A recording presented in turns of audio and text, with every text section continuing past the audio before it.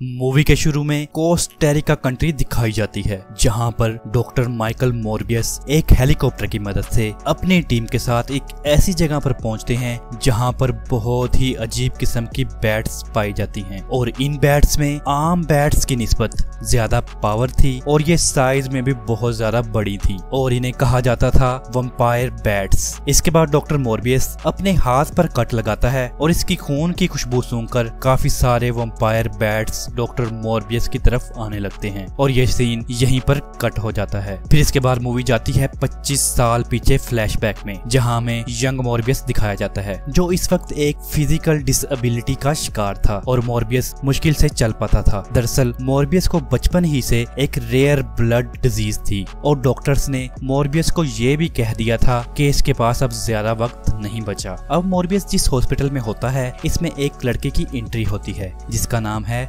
Luscious. इन दोनों की काफी अच्छी दोस्ती हो जाती है और यहीं पर मोरबियस लूशियस का नाम माइलो रख देता है। दरअसल इन दोनों को एक ही जैसी बीमारी थी, यानी कि फिजिकल डिसेबिलिटी, चलने फिरने में प्रॉब्लम और साथ ही रेयर ब्लड प्रॉब्लम। यहीं पर इनका ध्यान रखने के लिए एक डॉक्टर भी थे। ये डॉक्टर होने के साथ साथ इनके काफी अच्छे गाइड भी थे जो कि हर वक्त इनका ध्यान रखा करते थे। फिर हमें यही पता चलता है कि मोरबियस बीमार होने के बावजूद पढ़ने लिखने में काफी होशियार है और इसलिए मोरबियस की इंटेलिजेंस को देखकर इसे यूएसए में स्टडी करने के लिए भेजा जाता है और स्पेशल स्कूल में काफी अरसा पढ़ाई करने के बाद मोरबियस एक काबिल डॉक्टर बन जाता है और साथ ही मोरबियस सिंथेटिक ब्लड को भी इन्वेंट करता है जिसकी मदद से इसने काफी सारी लोगों की जान बचाई थी और इसी इन्वेंशन की वजह से मोरबियस को नोबेल प्राइज भी मिलता है। एक दिन मोरबियस अपनी लैब में काम कर रहा था जहाँ पर वो अपनी कोलीग मार्टिन के साथ था। बेसिकली मोरबियस यहाँ पर मार्टिन के साथ मिलकर अपनी ब्लड डिजीज की बीमारी को ठीक करने के लिए इस पर कुछ एक्सपेरिमेंट करता आ रहा है और आज फाइनली काफी सालों की मेहनत के बाद इसे एक छोटा सा तरीका मिल गया था जिसमें वो वंपायर बैट्स के डीएनए को ह्यूमन डीएनए के साथ मिला देता है और इन दोनों की हेल्प से एक सीरम तैयार करता है। मोरबियस को यकीन था कि ये सीरम इसकी फिजिकल डिसेबिलिटी को खत्म कर देगा। इस एक्सपेरिमेंट को कंप्लीट करने के बाद वो ये खुशखबरी अपने बेस्ट फ्रेंड माइलो को सुनाने के लिए जाता है और यहाँ हम देखते हैं कि माइलो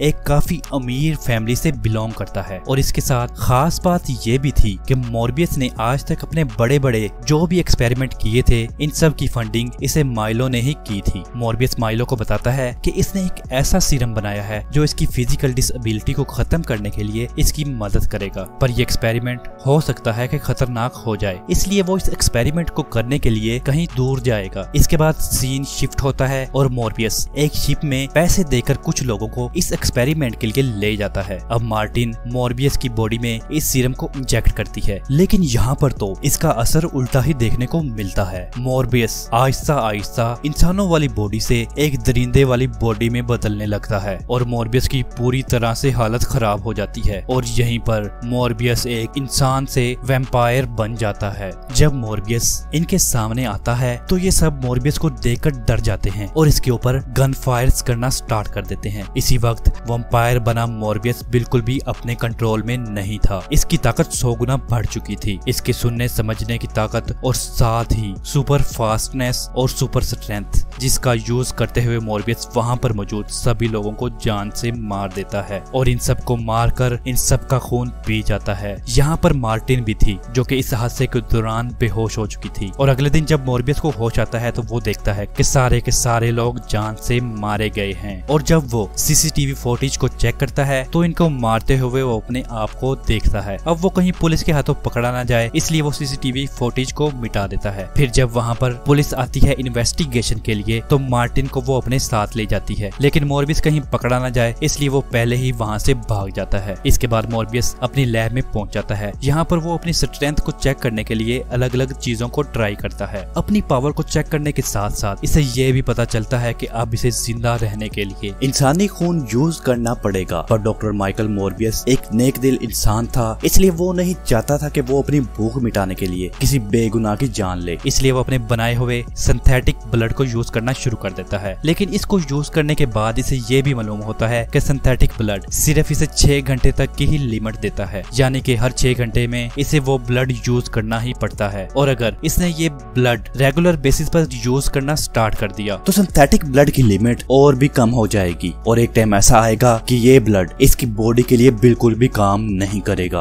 और फिर इसे ह्यूमन ब्लड को यूज करना ही पड़ेगा। अब मॉर्बियस को अपने बारे में पता लगना शुरू हो जाता है कि इसके अंदर क्या डिसएडवांटेजेस और क्या एडवांटेजेस हैं। इसी दौरान इससे मिलने माइलो यहाँ पर आ जाता है। माइलो को ये पता चलता है कि अब मॉर्बियस पहले के मुकाबले में ज्यादा तंदुरुस्त और साथ ही चलने फिरने में ज्यादा कैपेबल हो गया है। फिर माइलो मॉर्बियस से पूछता है कि आखिर तुम ठीक कैसे हुए? तुमने जो वो सीरम यूज किया है वो सच में काम करता है? मॉर्बियस मुझे भी वो सीरम चाहिए। लेकिन मॉर्बियस माइलो को कहता है कि वो सीरम सिर्फ जानलेवा जहर से बढ़कर और कुछ भी नहीं है, क्योंकि इस सीरम को यूज करके मैं एक आम इंसान से एक दरिंदा बन चुका हूँ। तुम सोच भी नहीं सकते कि मेरे साथ इन दोनों में क्या क्या हुआ है। मैं तुम्हारी मदद बिल्कुल भी नहीं कर सकता। दोनों में काफी झड़प भी होती है। माइलो मॉर्बियस को बार बार वो सिरप देने के लिए कहता है, लेकिन मॉर्बियस इसे वो सीरम नहीं देता। इसके बाद माइलो वहाँ से चला जाता है। फिर मॉर्बियस को पता चलता है कि उसकी लैब में काम करने वाली एक एम्प्लॉय की डेथ हो चुकी है और उसकी बॉडी से सारा खून यूज कर लिया गया है। और जब पुलिस की इन्वेस्टिगेशन होती है तो इन्हें मॉर्बियस पर ही शक होता है, क्योंकि ऐसा इंसिडेंट इस जहाज पर भी हुआ था जहां पर मॉर्बियस मौजूद था। और इस इंसिडेंट के बाद मॉर्बियस को भी लगने लगता है कि हो सकता है कि जब वो अपने दरिंदे वाली फॉर्म में हो तो इसी ने ही अपने लैब के एम्प्लॉय को जान से मारा हो, क्योंकि मॉर्बियस जब वैम्पायर बनता है तो इसका खुद पर बिल्कुल भी कंट्रोल नहीं होता।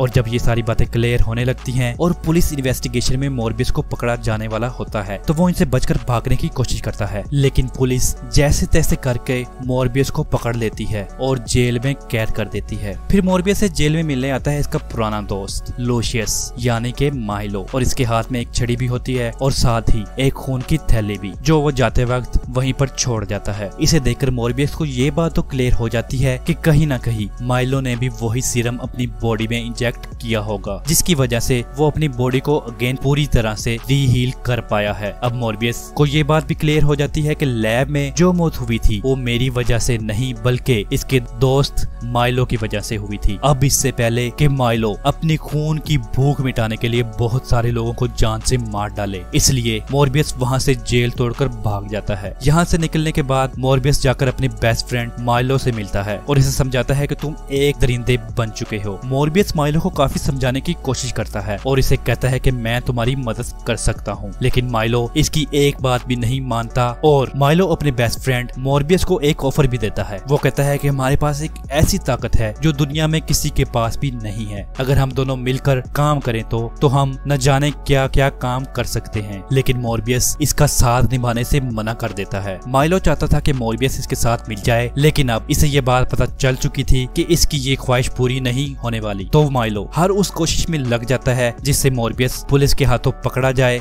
या फिर खत्म हो जाए। लेकिन ये बात अब मॉर्बियस को भी पहुंच जाती है, इसलिए वो अपनी लैब में जाकर एक ऐसा सीरम बनाता है जिसको बॉडी में इंजेक्ट करने के बाद वो वैम्पायर से एक नॉर्मल ह्यूमन बॉडी वाली हालत में वापस आ सकता है। और इस सीरम का यूज मॉर्बियस अपने दोस्त माइलो पर करने वाला था। वहीं दूसरी तरफ माइलो अब बहुत ज्यादा जालिम दरिंदा बन चुका था, जिसने इंसानों का ब्लड पी पी कर अपने आप को और भी बहुत ज्यादा ताकतवर बना लिया था। और फिर वो अपने डॉक्टर को भी जान से मार देता है और मार्टिन को भी अधमरा कर देता है। फिर जब यहाँ पर मॉर्बियस मार्टिन को बचाने के लिए पहुंचता है तो इस वक्त मॉर्बियस खुद भी काफी ज्यादा कमजोर था, लेकिन माइलो इस वक्त डबल ताकतवर हो चुका था। और इसके पीछे सिर्फ वजह यही थी कि मॉर्बियस ने अब तक सिंथेटिक ब्लड को ही यूज किया था, जबकि दूसरी तरफ माइलो अब तक ह्यूमन ब्लड पर ही जिंदा था। यहाँ मार्टिन मॉर्बियस को कहती है कि इसे माइलो को रोकना ही होगा। अगर इसने ऐसा नहीं किया तो माइलो पूरे शहर में बहुत सारे लोगों को मार देगा, और अगर तुम्हें माइलो से लड़ना है तो तुम्हें भी ह्यूमन ब्लड को यूज करना ही होगा। इसलिए वो मॉर्बियस से कहती है तुम मेरा ब्लड यूज कर लो और अपने आप को ताकतवर बनाकर माइलो की कहानी यहीं पर खत्म कर दो। अब ना चाहते हुए भी मॉर्बियस मार्टिन का ब्लड यूज कर लेता है ताकि वो माइलो से लड़ पाए। फिर यहाँ पर माइलो और मॉर्बियस के दरमियान बहुत ही शानदार और तगड़ी फाइट दिखाई जाती है, लेकिन अब माइलो की हेल्थ और स्ट्रेंथ मॉर्बियस से बहुत ज्यादा बढ़ गई थी, इसलिए वो बार बार मॉर्बियस को बीट कर रहा था। और इसी वक्त मॉर्बियस को एक और बात भी पता चलती है कि इसके पास एक और सुपर पावर भी है, और वो सुपर पावर थी बैट्स के साथ बात करके, इनके साथ कम्युनिकेट करके मॉर्बियस बैट्स से अपना काम करवा सकता था। और अब इन सब बैट्स की मदद से मॉर्बियस माइलो पर एक दमदार अटैक करता है और माइलो वहीं पर गिर जाता है। और मॉर्बियस इसके करीब आकर अपनी लैब में बनाया हुआ वो सीरम, जिससे वो नॉर्मल ह्यूमन तुरंत बॉडी में चेंज हो जाएगा। माइलो की बॉडी में इंजेक्ट कर देता है, जिसे इंजेक्ट करते ही माइलो वहीं पर जान से मारा जाता है और मॉर्बियस यहाँ से चला जाता है। फिर अगले सीन में हमें दिखाया जाता है कि अब मार्टिन दोबारा जिंदा हो चुकी है और इसका रीजन था मॉर्बियस। यानी जब मॉर्बियस मार्टिन का ब्लड यूज कर रहा था तो तब मॉर्बियस का वंपायर वाला ब्लड मार्टिन के ह्यूमन ब्लड के साथ इंटरेक्शन करता है, जिसकी वजह से अब मार्टिन भी एक वंपायर बन चुकी है। और इसी जबरदस्त सस्पेंस के साथ ये कहानी